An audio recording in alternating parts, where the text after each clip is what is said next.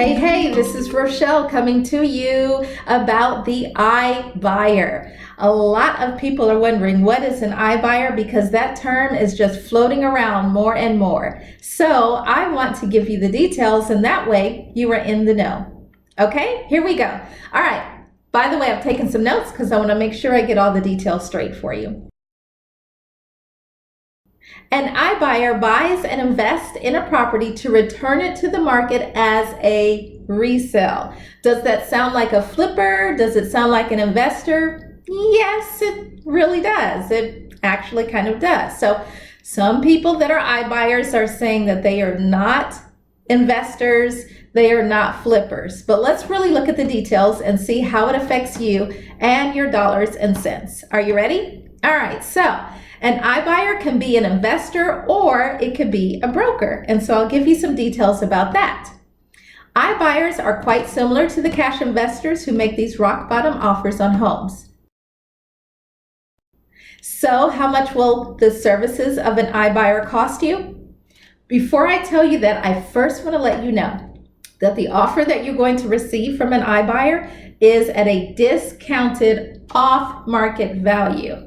Okay, that's going to be completely different if you were to put your home on the market in the traditional way using a realtor and showing your home and having buyers come through the home, and a traditional buyer offers you fair market value. So an iBuyer is not going to be giving you that type of offer. An iBuyer is going to give you an off-market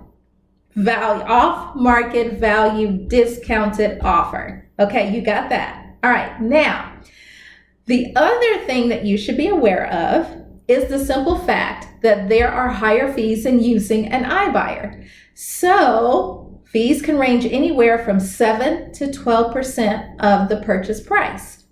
That's a big deal. Guys, really think about that kind of money that's going to an iBuyer. And typically an iBuyer is offering you an offer sight unseen, okay? Now, the offer is going to typically include estimated repair cost.